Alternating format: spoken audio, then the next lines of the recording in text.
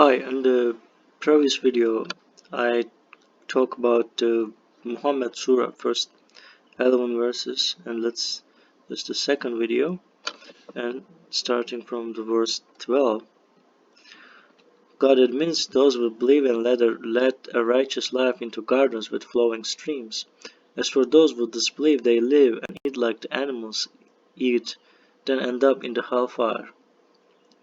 Many a community was much stronger than the community that evicted you from your town. When we annihilated them, no one could help them. Are those enlightened by their Lord the same as those whose evil works are adorned in their eyes, and they follow their own opinions? The allegory of paradise that is promised for the righteous is this: it has rivers of unpolluted water, and rivers of fresh milk, and rivers of wine delicious for the drinkers, and the rivers of strained honey. They have all kinds of fruits therein, and forgiveness from their Lord. Or those who abide forever in the hellfire and drink hellish water that tears up their intestines. Some of them listen to you. Then, as soon as they leave, they ask those who were enlightened, "What did he just say?" God thus seals their hearts, and consequently they follow only their opinions. So we see in the verse 16, they listen to the prophet, and after they leave, they try to they try to make them disrespect the messenger. It says, what did he just say? God does. So that's why God seals their heart. So they don't believe, and they want others not to believe too. And they don't ask you questions directly. Instead, they're sneakily trying to make them disbelieve. As for those who are guided, he augments their guidance and grants them righteousness. Are they waiting until the hour comes to them suddenly? All the signs thereof have already come.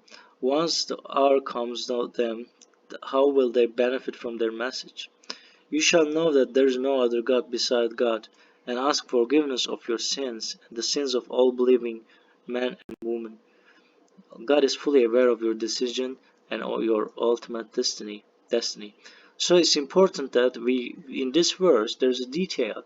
It says that it wants you to pray for believers, because God tells that disbelievers will go to hell and do not pray. So if in this verse we see that, if we see something like, then it will be a mistake, right?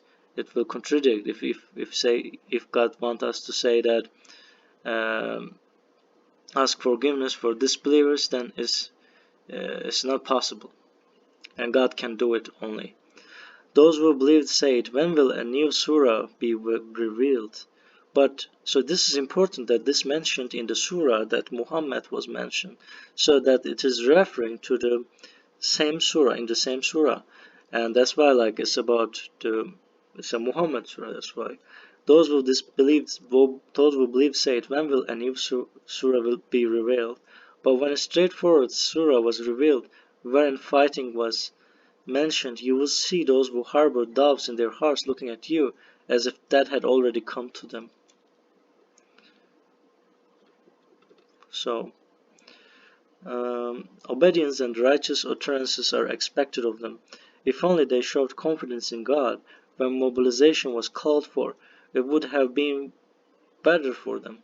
It's also your intention that as soon as you leave, you will commit evil and mistreat your relatives. It is those who incurred a curse from God, whereby He rendered them deaf and blind. Why do they not study the Quran carefully?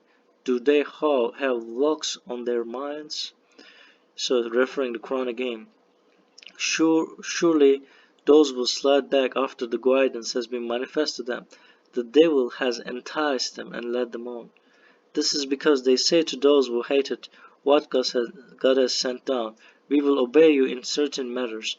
God fully knows their secret conspiracies. How will it be for them when the angels put them to death? They will beat them on their faces and their rear ends. So this was mentioned previously in the Quran. You can check the Quran carefully and you will see few verses related to this. This is because they followed what angered God and hated the things that pleased Him. Consequently, he has nullified their works. Did those who harbor doubts in their hearts think that God will not bring out their evil thoughts? If we will, we can expose them for you so that you can recognize them just by looking at them. However, you can recognize them by the way they talk. God is fully aware of all your works. We will certainly put you to the test in order to distinguish those among you who strive and steadfastly persevere. We must expose your true qualities. Those who disbelieve and repel from the path of God and oppose the messenger after the guidance has been manifested for them will never hurt God in the least. Instead, he nullifies their works. All you who believe, you shall obey God and obey the messenger. So messenger mentioned here and Muhammad was mentioned in the previously.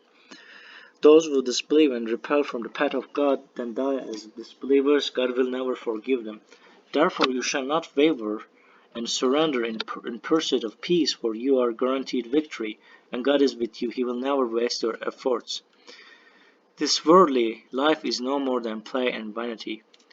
But if you believe and lead a righteous life, He will never reward you without asking you for any money. If He asks you for money to the extent of creating a hardship for you, you might have become stingy, and your hidden evil might be exposed. You are invited to spend in the cause of God, but some of you turn stingy. The stingy are stingy towards their own souls. God is rich while you are poor. So, if you turn away, He will substitute other people in your place, and they will not be like you.